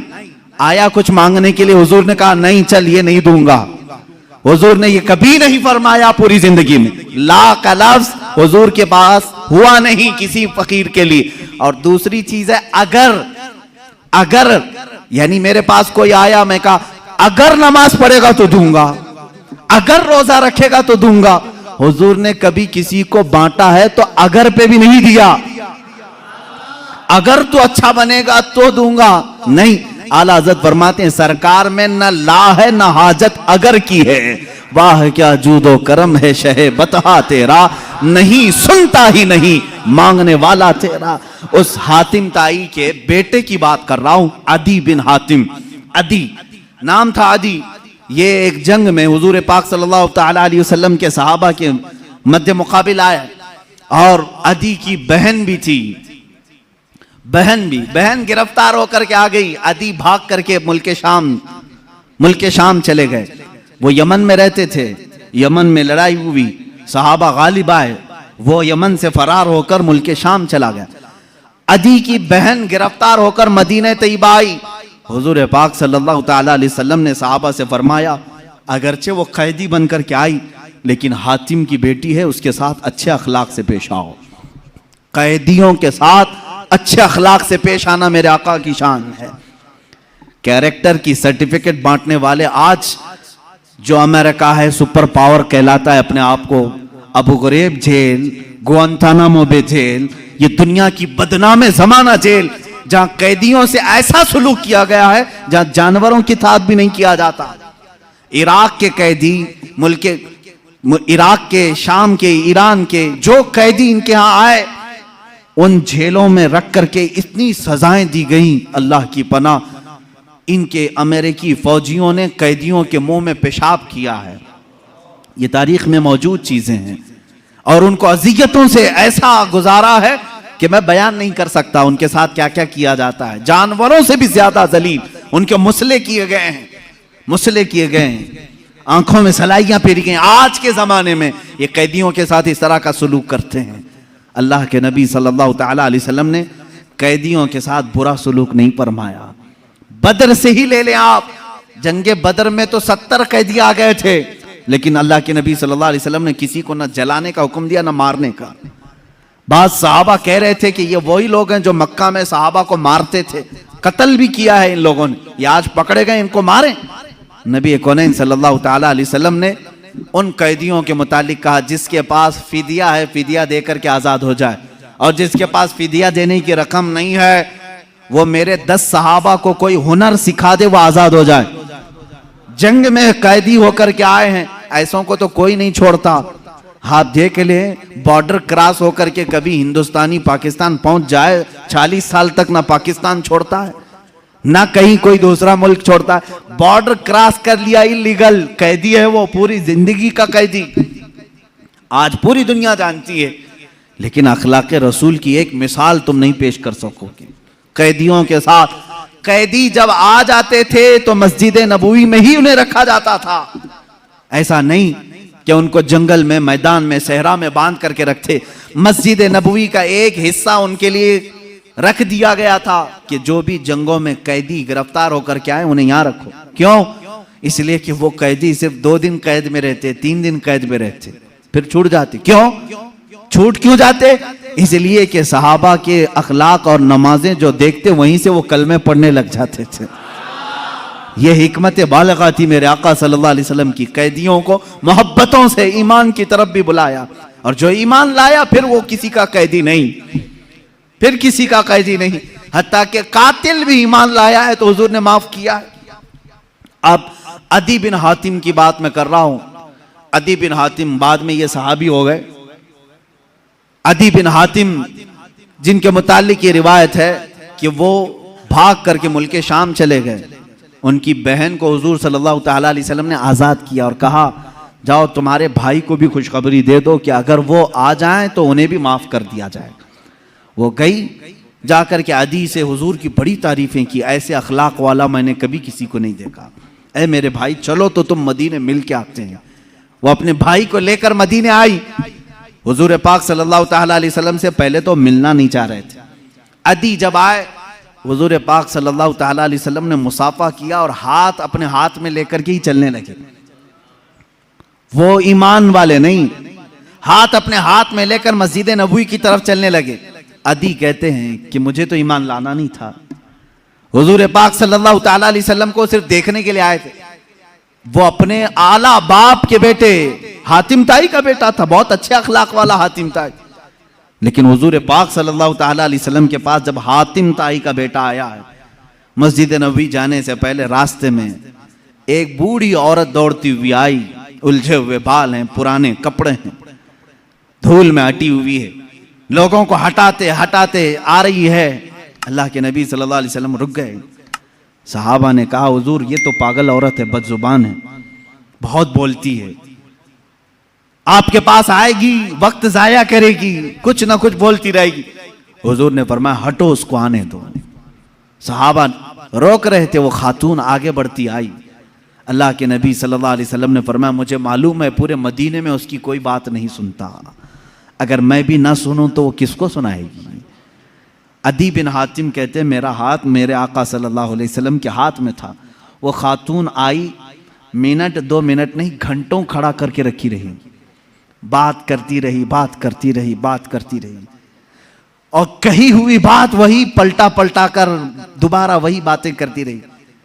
अदी बिन हातिम कहते हैं मैं हुजूर को देख रहा था, उस औरत की बात को ऐसे सुन रहे हैं जैसे किसी बड़े दानिशमंद की बात सुन रहे हो। बार बार उसे सर हिला करके कहते हैं हाँ अच्छा ऐसी बात है, अच्छा ऐसी बात है। अदी बिन हातिम कहते हैं ये अल्लाह का रसूल है जो सामने वाले को ये एहसास भी होने नहीं देता कि वो पागल है, ये एहसास भी होने नहीं देता कि उसका ज़हनी तवाज़ुन खराब है। वो औरत फख्र से कहती थी कि तुम लोग मुझे पागल कहते हो, दुनिया का सबसे आला इंसान मेरी बात सुनता है, सबसे आला इंसान मेरी बात सुनता है। लोगों की फीलिंग को समझा करो, किसी से थोड़ी देर बैठ करके तुम गुफ्तगू सुन लो तो उसकी फीलिंग बढ़ जाती है। अजीजा ने गिरामी, अदी कहते हैं मैं उसी वक्त ईमान ले आया। मैंने ऐसे अखलाक किसी के नहीं देखे जो आम किस्म के लोगों की भी बातें सुनने के लिए खड़ा हो जाता हो और उसे एहसास होने नहीं देता। अजीजा ने गिरामी वक़ार, मुझे आज बड़ा कल होता है उन बच्चों को जिनकी माएँ रोते हुए आकर कहती हैं मेरा बेटा 2 मिनट भी मेरे पास बैठता नहीं, मेरी बातें नहीं सुनता। क्या तुम्हारी माँ पागल हो चुकी है? क्या तुम्हारी माँ बेवकूफ़ हो गई है, बूढ़ी हो गई है? आज तुम उसके पास वक्त नहीं गुजारना चाहते? बाप के पास कौन ऐसा बेटा है जो थोड़ी देर बैठे? इंसाफ करो ऐ जवानों, तुम अपने उन दोस्तों के साथ पूरी पूरी रात बिताते हो जो तुम्हारे पैसों के लालची, तुम्हारे मनसब के लालची हैं, और जिसने पूरे खून पसीने की कमाई से तुम्हारे जिस्म में ताकत भरी, उसके पास आधा घंटा नहीं बैठना चाहते। अब टाइम नहीं है अभी मेरे पास, जा रहा हूं दोस्तों के पास। तुम्हारे दुनिया का सबसे बेहतरीन कोई दोस्त है वो तुम्हारा बाप है, सबसे बेहतरीन दोस्त तुम्हारी माँ है, उसके पास अपना वक्त क्यों नहीं शेयर करते? ये मेरे पास दर्द भरी हुई दास्तानों की फेरिस्त है, जो माँ और बाप सिर्फ ये चाहते हैं कि हमारे बच्चे थोड़ा वक्त हमारे साथ भी बिताएं। बुढ़ापे में हमारी बातें सुनने वाला अब कोई नहीं है। याद रखो, तुम्हारे बाप और माँ की जो तुमने जवानी में ताजीम की, ये अलग मकाम रखती है। असल ताजीम तो वो है जब तुम जवान हो और वो बूढ़े हो चुके हो। वो पूछी हुई बात को बार बार पूछ रहे हो तुमसे, एक ही सवाल को दोहरा रहे हो बार बार। तुम चिल्ला करके कहोगे अम्मा अभी तो बताया था, बार बार क्या पूछती है? ना मेरे अजीज, तुम उम्मत मुस्तफा हो। मेरे आका सल्लल्लाहु ताला अलैहि वसल्लम एक ऐसी औरत जिसके मदीने में कोई बात नहीं सुनता, एक ही बात को 70 बार सुना होगा, लेकिन कभी हुजूर ने नहीं फरमाया अभी थोड़ी देर पहले तूने कहा था ना। उसकी बात, हर बात सुनते रहे। अपने माँ बाप में से जब कोई बुढ़ापे को पहुंच जाए, वो तुमसे बार बार सवाल करने लगे, तो उन्हें ये एहसास भी होने नहीं देना कि उन्होंने तुमको इससे पहले भी कोई बात पूछी थी। हर बार नई ताजगी के साथ जवाब दो, हाँ अम्मा ऐसी बात तो है। कभी तुम्हारी माँ ने पूछा बेटा सुबह नाश्ता किए थे? कहा हाँ अम्मा नाश्ता हो गया। थोड़ी देर के बाद फिर पूछी अम्मा बेटा नाश्ता किए थे? कहा हाँ अम्मा अभी तो नाश्ता किया था। फिर पूछा उसने नाश्ता किए बेटा? कहा हाँ अम्मा नाश्ता किया। ये नहीं कि अम्मा अभी तो बताया फिर पूछ रही हूं, नहीं, उसे ये एहसास तक होने ना दो कि उसने 2 बार तुमको पहले पूछा है। यह है माँ बाप की ताजीम, यह है हुस्न अखलाक।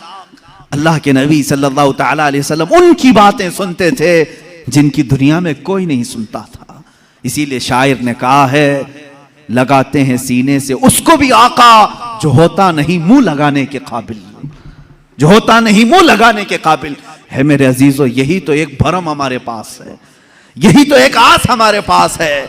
आज हमारी कोई सुनता है तो सिर्फ मुस्तफ़ा करीम का दरबार है, मेरे आका सल्लल्लाहु ताला अलैहि वसल्लम। ये आस बढ़ जाती है, हमारी उम्मीदें बढ़ जाती हैं कि हमारी अगर दुनिया में आज कोई नहीं सुन रहा, इंशाअल्लाह एक दिन मदीने पहुंचकर सब सुनाएंगे, सब सुनाएंगे। मेरे आका सल्लल्लाहु ताला अलैहि वसल्लम धुतकारेंगे भी नहीं, इनकारेंगे भी नहीं, सुनेंगे पूरी बातें। यहां तक कि अल्लाह के नबी सल्लल्लाहु ताला अलैहि वसल्लम के पास लोग आते अपनी दर्द की दास्तानें सुनाने के लिए। कभी आपने महसूस किया कि मेरी जिंदगी ऐसी तो बन जाए, कोई मेरे पास आकर के अपने गम को सुना ले? मैं अपनी तारीफ नहीं करता, कभी कभार मेरे पास ऐसा होता है, लिखने में बैठा हूं, पढ़ने में मसरूफ हूं, कोई दर्द के मारे हुए लोग या कोई खातून औरतें जब बात करती हैं तो बहुत ज्यादा बात करती हैं। होता है कि डांट दिया जाए, रख दिया जाए, लेकिन अखलाक मुस्तफ़ा ये होते हैं, हम ये सोच लेते हैं कि शायद थोड़ी देर बात करने से इसकी दिल की भड़ास निकल जाए, इसका दिल हल्का हो जाए। अगर अल्लाह ने मुझे जरिया बना लिया तो ये भी उसका इनाम है। बनो इस तरह से कि तुम्हें कोई अपना दर्द सुना सके, तुम्हारे कंधे पर सर रख करके रोकर अपना हल्कान कर सके, 2 आंसू तुम्हारे सामने बहा ले तो उसे हल्का लगने लगे। ये नहीं कि तुम हर एक से जी छुड़ाते हुए, जान छुड़ाते हुए भागते रहो। कितनी माएं आज तुम्हारे इंतजार में, उन जवानों की। मैंने शायद इससे कबल भी कहा हो अपनी तकरीरों में, फिर मैं आज दोहराता हूं। एक नौजवान है, आज भी मैं बच्चों से कहता हूं वक्त को गनीमत जानो। मेरे अजीज बच्चों, जो अल्लाह ने तुम्हें माँ बाप की दौलत से नवाजा है, ये दोबारा नहीं मिलते। एक बार इनका जनाजा निकल जाता है तो दुनिया में अंधेरा छा जाता है। फिर दोबारा बाप की जैसी कोई छत भी नहीं मिलती और माँ की जैसा कोई साया भी नहीं मिलता। ये याद रखना हमेशा। एक नौजवान को मैंने देखा था, वो बड़ा अय्याश तबीयत का था, माँ बेवा है, बहुत पहले ही शौहर का इंतकाल हो गया था, बच्चा सिर्फ 4 साल का था या छोटा सा था। जब से वो घरों के काम कर करके अपने बच्चे को पालती थी, जवान हुआ तो औबाशों की सोहबत में लग गया, बदमाशों की सोहबत में आ गया। माँ को अब इससे बड़ा धचका और क्या लगे। एक दिन आई थी मेरे पास रोते हुए, कहा गजब हो गया, जिंदगी ने पहले ही मेरे से शोहर की जुदाई, और मैंने ऐसे अय्याम काटे कि लोगों के जूठे बर्तन धोए, इस उम्मीद पर कि एक बेटा है जवानी में, ये जब पहुंचेगा तो मेरे बुढ़ापे का सहारा होगा। लेकिन मुफ्ती साहब ऐसा हो गया कि मेरा बेटा बदमाशों की सोहबत में चला गया, अब मेरा वो आखिरी सहारा भी खत्म है, मैं किसके पास जाऊं। वो गम के मारे इतना रोई थी। मैं जब भी आज याद करता हूं उस खातून को तो मुझे तन्हाई में रोना आता है। मैं जितनी कोशिश हो सकी, मैं कोई बहुत बड़ा मुअस्सिर आदमी नहीं हूं, एक छोटा तालिब इल्म, सोचा कि उस नौजवान बच्चे को बुलाऊं। उसके साथ मैंने थोड़ा वक्त गुजारा, उसे समझाया तेरी माँ की कदर और कीमत क्या है। वो एक बेवा है, एक बेवा है, वो 4 औरतों के साथ बैठने में शर्म करती है। क्या तू अपनी माँ के साथ वक्त नहीं बिताता? दुनिया में तेरे दोस्त होंगे, तुझे दोस्त छोड़ करके जाएं तो तुझे कितनी तकलीफ होती है। तू सोच अपनी माँ को, उसके तो कोई दोस्त नहीं और उसका बेटा भी उसको रात अकेला छोड़कर जाता है। वो रोया मेरे पास, कहा कि हजरत मैं वादा करता हूं अपनी माँ के लिए मैं काम करूंगा। मैंने समझाया, दूसरे दिन कहा मैं नौकरी के लिए तलाश में चलता हूं। मुझे वो बात आज भी याद है, तकरीबन 6-7 साल हो गए होंगे। वो नौजवान है अभी भी, वो सुनता भी होगा। उसने कहा अम्मा से मैं कहता हूं मैं नौकरी करता हूं। माँ उस दिन बड़ी खुश हुई, कहा हजरत आपने मेरे बच्चे को सीधे रास्ते पर लाने में बड़ी मेरी मदद की है। बस जिंदगी की एक ही ख्वाहिश रह गई है कि मैं अपने बेटे की कमाई खा लूं। मेरा बेटा कमा करके लाया हो, मैं वो खा लूं। जिंदगी भर लोगों के जूठे बर्तन धो धो करके बच्चे को पाला है, एक बार मेरा बेटा खिलाए मुझे। वो इस आस में रही। वो बेंगलुरु या कहीं किसी इलाके में नौकरी पर गया, महीना गुजरा था, तनख्वाह आई उसकी। उसने कहा तनख्वाह संभाल कर, पहली तनख्वाह मैं अपनी माँ को लेके जाता हूँ। वो पूरा अपनी तनख्वाह, अपनी सैलरी लेकर के गांव पहुंचा था। उसे पता ही नहीं था, उसके घर के पास भीड़ जमा हुई थी। जब उसने देखा तो लोगों ने कहा कि तेरी माँ का रात में इंतकाल हो चुका। उसने वो पैसों का लिफाफा अपनी माँ के कदमों में रखा। आज तक जब कभी वो मिलता है तो फूट कर रोता है, कहता है मेरी माँ इसी आस में दुनिया से चली गई कि बेटे की एक कमाई खा लूं। लेकिन मुझसे ज्यादा बदनसीब कौन है इस दुनिया में, जो माँ के कमाए हुए जूठे बर्तन को धोए हुए कमाई तो खा लिया, अपने हाथों का एक लुकमा में अपनी बेवा माँ को खिला नहीं सका। ऐ नौजवानों, क्या इसी का नाम जिंदगी है? क्या इसी का नाम ईमान है? तुम्हारे अखलाक तो वो होने चाहिए कि तुम बाहर जाओ तो तुम्हारे माँ बाप तुम्हारे अखलाक पर फख्र करें। तुम्हारी एक एक कमाई के लिए वो आज भी इंतजार में है। एक बात याद रखना, माँ बाप लालची नहीं है तुम्हारे, लेकिन सिर्फ उनकी ख्वाहिश ये होती है कि बेटा अपने पैरों पर खड़ा हो जाए। जब मुर्गी अपने चूजों को खुद खाते हुए देखती है तो खुश हो जाती है। पहले चोंच से दाने तोड़ तोड़ के खिलाती रहती है, लेकिन जब बच्चे खाने के लायक हो जाते हैं तो खुश होती है। क्या तुम्हारे माँ बाप को इतनी भी खुशी नहीं देना चाहते हो? आज इतना भी उन्हें सुकून नहीं देना चाहते? जिन्होंने माँ बाप के साथ बदतमीजियां की हैं, उन्होंने दुनिया में अपनी जहन्नम खरीदी है। अल्लाह के नबी सल्लल्लाहु ताला अलैहि वसल्लम से किसी ने पूछा माँ बाप क्या हैं?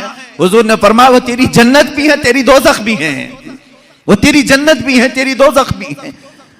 जिसने माँ बाप के साथ बुरा सलूक किया उसने दुनिया में दोज़ख खरीद ली है। अल्लाह के नबी सल्लल्लाहु अलैहि वसल्लम ने यहाँ तक फरमाया, मैं तो चाहता हूं कि जिस घर में वालिदैन का नाफरमान हो उसके घर को आग लगा दूं, दुनिया में आग लगा दूं। यह बात यहां से निकली थी कि तुम उम्मत मुस्तफा हो। मेरे अखलाक, मेरे आका के अखलाक तो ये थे। आम खातून जो दुनिया की है, मदीने की गलियों में बूढ़ी औरत है, फटे कपड़े हैं, उलझे बाल हैं, उसकी बात सुनने के लिए पूरे कायनात का आका खड़ा हो सकता है। तो है मेरे अजीज, तुम अपनी माँ के लिए थोड़ा सा वक्त नहीं निकाल सकते? अपनी माओं के पास वक्त गुजारो। मैं समझता हूं दुनिया का अजीम वक्त है, दुनिया का अजीम वक्त है। मैं भी आज अपनी डायरी में मैंने लिखा है, मैंने बहुत सारी जगहों पर तालीम हासिल की है, मदरसों में पढ़ा हूं, हिफ्ज़ कुरान हुआ है, आलिम पढ़े हैं या मुफ्ती कोर्स किए हैं, जहां जहां वक्त गुजारे हैं। लेकिन मैंने महसूस किया है मेरी जिंदगी का सबसे कीमती वक्त वो है जब मेरे बाप बीमार थे और मैं उनके कदमों में बैठा रहा हूं, उनकी आखिरी नसीहतें सुन रहा हूं। उससे बेहतर वक्त हमारी जिंदगी में नहीं आया। एक मेरे उस्ताद गिरामी, मुर्शिद गिरामी के पास गुजारा हुआ वक्त, वो मेरी जिंदगी का लुब्बे लुबाब है, हासिल कलाम है। मैं समझता हूं मेरी नजात का कोई जरिया है तो यही 2 वक्त है। बाकी तो मैंने भी दुनिया में कोई अच्छा काम नहीं किया। लेकिन मेरे अजीज हो, याद रखो तुम्हारे पास, तुम्हारे वालिदैन के पास गुजारा हुआ थोड़ा वक्त तो होनी चाहिए। खुश करो उन औलाद, उन वालिदैन को। और ये भी याद रखना, आज वो तुम्हारे वालिदैन हैं, कल तुम किसी और के वालिदैन बनने वाले हो। कल तुम भी बाप बनोगे, तुम्हारे सामने भी तुम्हारे बच्चे आएंगे और तुम उस वक्त दर्द की सिसकियां लेते रहोगे। सोचोगे मेरा बेटा जवाब दे रहा है, कितना बुरा लग रहा है। उस वक्त एहसास होगा जब मैंने मां को ताना मारा था तो मेरी मां का कलेजा क्या हुआ होगा। आज मेरा बेटा मुझे उल्टा जवाब देता है तो मैं टूट जाता हूं। मैंने तो बाप को इससे भी सख्त जुमले कहे थे, मेरा बाप कितना टूटा होगा। उस दिन तुम्हें एहसास होगा, उस दिन तुम्हें ख्याल आएगा। इसलिए अपने इन अखलाक आली को आज अपनी जिंदगी में ले आओ। मेरे आका सल्लल्लाहु ताला अलैहि वसल्लम के अखलाक करीमाना पर गुफ्तगू करनी थी, मगर मैं बीच में यहाँ पर थोड़ी सी गुफ्तगू के लिए रुक गया। बहरहाल अल्लाह के हबीब सल्लल्लाहु ताला अलैहि वसल्लम के अखलाक करीमाना ये कि कमज़ोरों में आपने ज़िंदगी गुजारी, हर कमज़ोर की बात सुनते रहे। एक सहाबी हैं ज़ाहिर बिन हराम अशजई रज़ियल्लाहु ताला, निहायत गरीब सहाबी थे, गाँव के रहने वाले थे और सब्जियां जमा करके मदीने में बेचने के लिए आते थे। सब्जियां लेकर, ताज़ी ताज़ी सब्जियां लेकर के मदीने में आते, और उनकी आदत थी हर पहली सब्जी हुजूर के पास लेके आते थे, हुजूर की बारगाह में पेश करते। अल्लाह के नबी सल्लल्लाहु अलैहि वसल्लम ने अपनी हदीस में उनका मकाम बयान किया। एक गांव से आने वाले साहबी, देहात के रहने वाले, हुजूर ने फरमाया, ऐ लोगों, दुनिया में जितने इंसान हैं, हर शहर में रहने वाले आदमी का एक गांव वाला कोई ना कोई दोस्त होता है और हर गांव वाले का एक शहरी दोस्त होता है। हुजूर फरमाते हैं मोहम्मद का देहाती दोस्त ज़ाहिर बिन हराम है। हुजूर सल्लल्लाहु अलैहि वसल्लम ने उनसे कहा, ये मेरा देहाती साथी है, मेरा गांव वाला दोस्त है, दुनिया में ये मकाम किसी और को मिला ही नहीं। ज़ाहिर बिन हराम, उनके साथ हुजूर ने क्या मामला फरमा। एक दिन वो सब्जियां बेच रहे थे और वो काले कलर के थे, कपड़े पुराने पहने हुए आते थे। लोग, जाहिर सी बात है, सब्जियां बेचने वाले, काम काज करने वाले, खेती बाड़ी का काम करने वाले लोग सब्जियां लेकर के दूर से ही चले जाते हैं। एक दिन बाजार में खुद मेरे आका सल्लल्लाहु अलैहि वसल्लम तशरीफ लाए और वो आवाज दे रहे थे, कोई है सब्जी लेगा, ताजी ताजी सब्जी, ताजी ताजी सब्जी। हुजूर पाक सल्लल्लाहु अलैहि वसल्लम पीछे से आए और उनकी पेशानी पर, उनकी आंखों पर अपना हाथ रख दिया, उनकी आंखों पर हाथ रख दिया और फिर उसके बाद खामोश खड़े रहे। वो सहाबी ने देखा, खुशबू से महसूस कर लिया, ये कायनात का अफजल व आला अशरफ व अकमल इंसान मेरे से पीछे है। अपनी पीठ को हुजूर के सीने से मलने लगे, अपना जिस्म हुजूर से लगाने लगे। हुजूर पाक ने मुस्कुराया और फिर बाजार वाले देखते रहे। बाजार वालों को हुजूर ने फरमाया, ऐ लोगों, कोई मुझसे इस गुलाम को खरीदेगा, कोई खरीदेगा। जबकि वो हुजूर के गुलाम नहीं थे। हुजूर पाक सल्लल्लाहु अलैहि वसल्लम ने जब ये एजाज के साथ उन्हें नवाजा तो उन्होंने कहा, या रसूल अल्लाह सल्लल्लाहु अलैहि वसल्लम, मुझ जैसे की भी कोई कीमत है, मुझे कौन खरीदेगा। काला कलोटा हूं, फटे लिबास में रहता हूं, खेती बाड़ी का काम करता हूं। अल्लाह के नबी सल्लल्लाहु अलैहि वसल्लम ने फरमाया, ऐ ज़ाहिर बिन हराम, आज के बाजार में सब्जी तो बेचने आ रहा है, मगर आज मोहम्मद अरबी सल्लल्लाहु अलैहि वसल्लम ज़ाहिर को बेच रहा है और खरीदार कोई नहीं, अल्लाह रब्बुल इज्जत है। तेरी इज्जत अल्लाह की बारगाह में। एक फकीर, एक मजदूर के साथ ये अखलाक किसके हैं? रसूल पाक सल्लल्लाहु अलैहि वसल्लम के। आप मजदूरों से दूर हटते हो, ये इसका स्टेटस अलग है, मेरा स्टेटस अलग है। यहां तक कि अल्लाह के नबी सल्लल्लाहु अलैहि वसल्लम से एक सहाबी कहते हैं, मैं गया, छोटा मकान था, मैंने दावत दे दी कि हुजूर आ जाएं। हुजूर पाक सल्लल्लाहु ताला अलैहि वसल्लम तशरीफ लेकर आ गए। मेरे घर में उस दिन कुछ नहीं था, मैंने तो सोचा था आते हैं कि नहीं आते मालूम नहीं। जौ की रोटी, सत्तू और शहद, बस इस पर हुजूर की दावत की और हुजूर जाते हुए कहते हैं, बहुत अजीम खाना मेरा आज हुआ है। घर वाले का दिल रखा, गरीब सहाबी का, कहते हैं बहुत अजीम खाना तुमने हमें खिलाया, पुरतकल्लुफ खाना था। ये रसूल करीम सल्लल्लाहु ताला अलैहि वसल्लम के अखलाक करीमाना है। आज अगर कोई किसी कंपनी का मालिक है, किसी फैक्ट्री का मालिक है, वो मजदूरों के साथ हुस्न सुलूक करे, अच्छे अखलाक के साथ बर्ताव करे, यहां तक कि अल्लाह के नबी सल्लल्लाहु ताला अलैहि वसल्लम के आखिरी कलमात जो आपकी वफात के वक्त थे वो यही थे, ऐ लोगों नमाज का ख्याल करो और अपने मजदूरों का ख्याल करो। गुलामों के मुतालिक हुजूर ने फरमाया जो तुम पहनते हो वो उन्हें पहनाओ, जो तुम खाते हो वो उन्हें खिलाओ। इसीलिए मेरे उस्ताद हमेशा बड़े मुशफिक उस्ताद थे, जब वो खाने के लिए बैठते थे तो अपने दस्तरखान पर हमको भी शामिल करते थे और कहते हम डर करके दूर हटते तो कहते ये अखलाक़े मुस्तफ़ा है, आका और गुलाम एक दस्तरखान पर बैठे हैं, उस्ताद और शागिर्द एक दस्तरखान पर बैठे हैं, इसमें कोई तकल्लुफ नहीं, मेरा दस्तरखान अलग होना चाहिए, शागिर्दों का अलग होना चाहिए, हमारा स्टेटस अलग है, वो मजदूरों का अलग होना चाहिए, सब एक साथ बैठे। ये उम्मत मुस्तफ़ा के अखलाक हैं। रसूल करीम सल्लल्लाहु ताला अलैहि वसल्लम के अखलाक के करीमाना में से एक बात ये भी थी कि आप अपने रिश्तेदारों का भी उतना ही ख्याल फरमाते थे और दूसरों का भी। यहाँ तक कि एक मर्तबा हुजूर सल्लल्लाहु ताला अलैहि वसल्लम की बारगाह में एक खातून आई, सहाबा बैठे हुए थे, हुजूर खड़े हो गए, अपनी चादर निकाली और जमीन पर बिछाया, वो खातून आई बैठी, हुजूर पाक सल्लल्लाहु ताला अलैहि वसल्लम दो जानू होकर उनके पास बैठे उस खातून के और सुनते रहे बातें। यहाँ तक कि बहुत देर के बाद वो खातून उठी, हुजूर ने बहुत सारी बकरियां उस खातून को तोहफे में दी, वो जाने लगी। सहाबा ने कहा या रसूल अल्लाह सल्लल्लाहु अलैहि वसल्लम इतनी ताजीम किसी औरत की हमने नहीं देखी।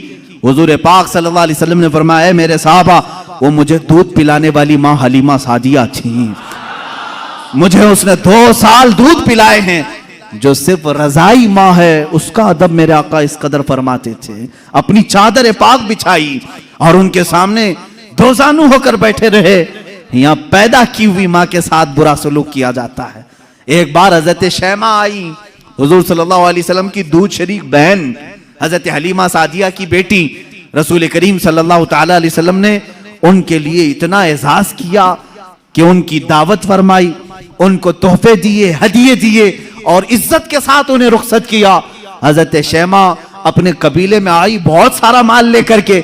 लोगों ने पूछा कहां से आई शैमा, पहली बार तेरे पास इतनी बरकत देख रहे हैं। शैमा ने कहा बरकत वाले मेरे बड़े भाई के पास से आ रही हूं।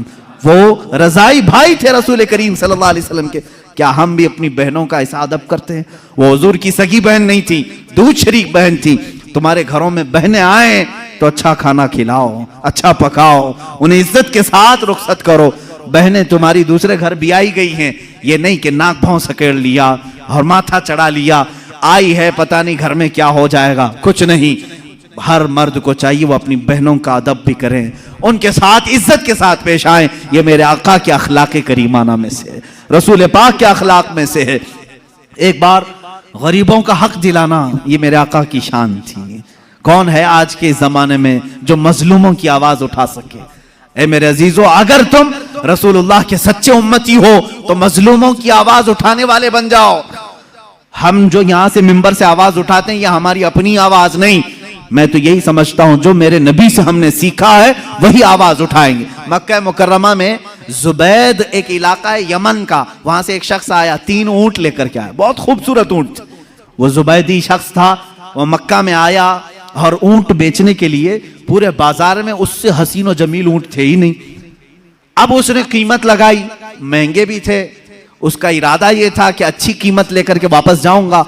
लेकिन मक्का में अबू जहल की दादागिरी भी चलती थी, गुंडागर्दी थी, वो गुंडा था मक्के का और उसकी बात पर लोग डरते भी थे। और इसीलिए हम कहते हैं गुंडागर्दी मत करो, इसलिए कि अबू जहल की तुम जुर्रियत में नहीं हो, तुम मुस्तफ़ा की उम्मत में हो। मेरे आका सल्लल्लाहु ताला अलैहि वसल्लम गुंडों को उनके मकाम तक पहुंचा भी दिया करते थे, दादागिरी करने वाले। अबू जहल गया और पूछा क्या कीमत है इसकी? तो जुबैदी ने कहा जो भी कीमत लगाया 1,000 दीनार, बहुत महंगे ऊंट थे, 1,000 दीनार। अबू जहल ने कहा ये तीनों ऊंटों की जो कीमत है ना इसका 1/3 मैं दूंगा बस, यानी 1,000 दीनार में पूरे ऊंट दे दे बस, इससे ज्यादा नहीं।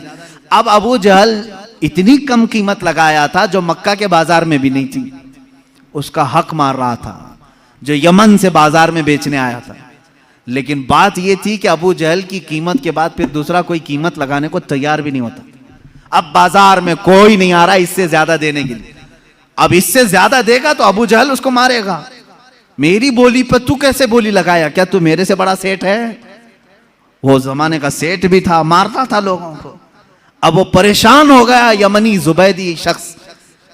आखिरकार वो कई लोगों के पास गया, बड़े बड़े अशराफ मक्का जो थे उनके पास गया, रिक्वेस्ट किया कम से कम मेरे जाने भर का हो जाए, यमन पहुंचने का कीमत बढ़ा दो, थोड़ी मेरे ऊंटों की कीमत बढ़ाओ, देख नहीं रहे बहुत कीमती ऊंट है। कोई उसकी नहीं सुना। यहां तक कि हुजूर पाक सल्लल्लाहु अलैहि वसल्लम हजरत अबू बकर, हजरत उमर, हजरत उस्मान के साथ हरम काबा में बैठे हुए थे, मक्का मुकर्रमा में बैठे हुए थे। वो शख्स हुजूर पाक सल्लल्लाहु अलैहि वसल्लम के पास सीधा आया और कहा, ए अहले कुरैश, तुम्हारे यहां तिजारत के लिए कौन आएगा?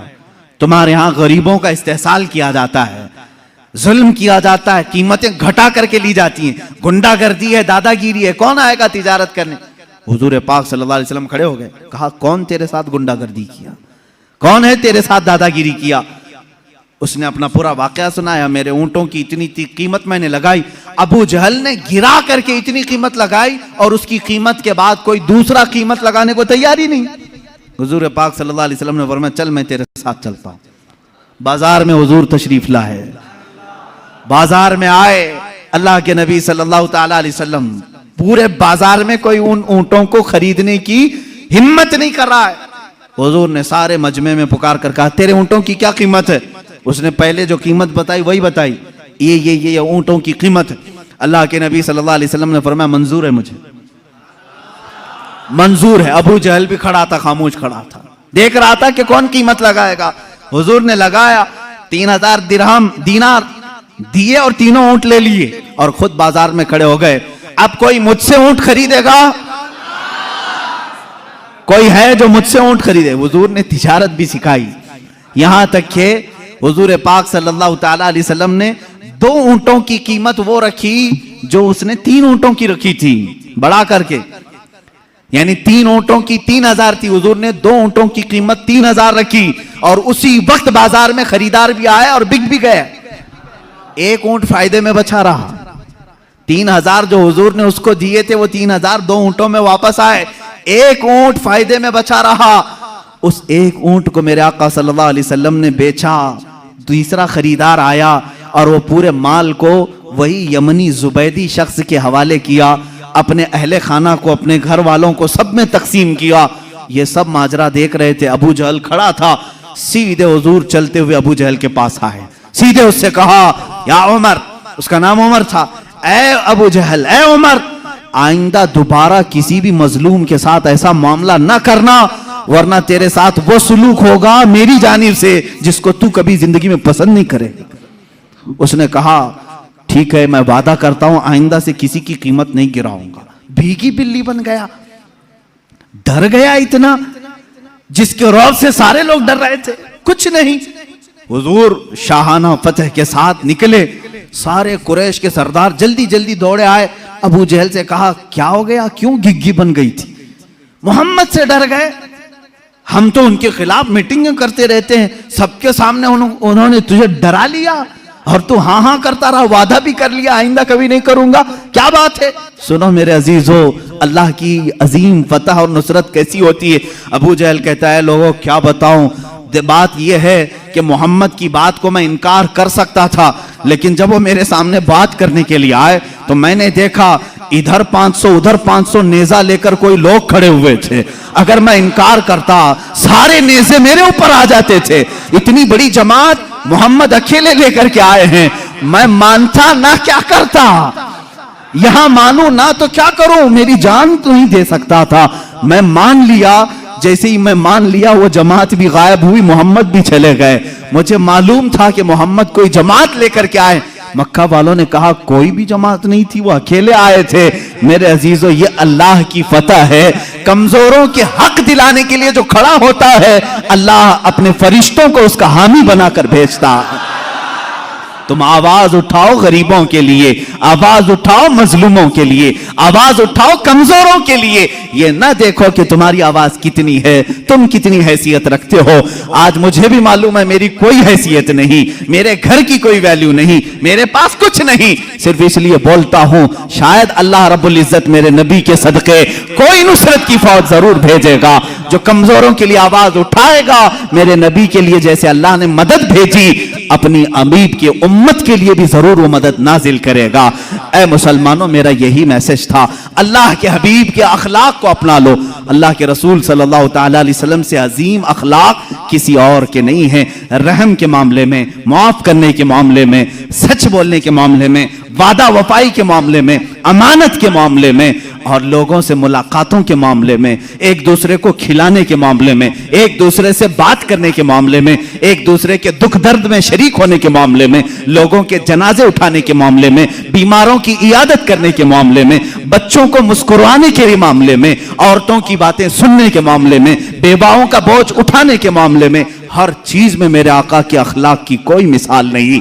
मक्का की एक बूढ़ी औरत अपना सामान लेकर के खड़ी है, मेरे आका उसके पास चले गए। बीबी कहां जा रही है? कहा एक मजदूर चाहिए मेरा सामान उठाए और ले जाए। हुजूर ने कहा मेरे कंधे हाजिर है, मैं ले चलता हूं।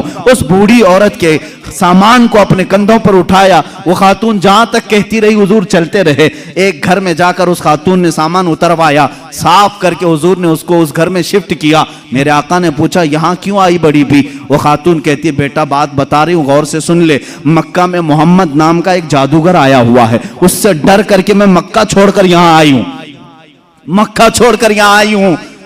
कहा मोहम्मद नाम का जादूगर आया है, उसका जादू सब पर चल जाता है, मैं नहीं चाहती कि मेरे ऊपर भी जादू हो जाए, मेरा दीन बदल जाए, मैं मक्का छोड़कर यहाँ आई हूं। मेरे आका की आंखों में आंसू आ गए। क्या प्रोपेगेंडा फैलाया था शैतानों ने, जालिमों ने, काफिरों ने। उस खातून ने पूछा तुम क्यों रोते हो? कहा जिसके डर से तुम आई हो वो नाम मोहम्मद मेरा है, वो नाम मोहम्मद मेरा है।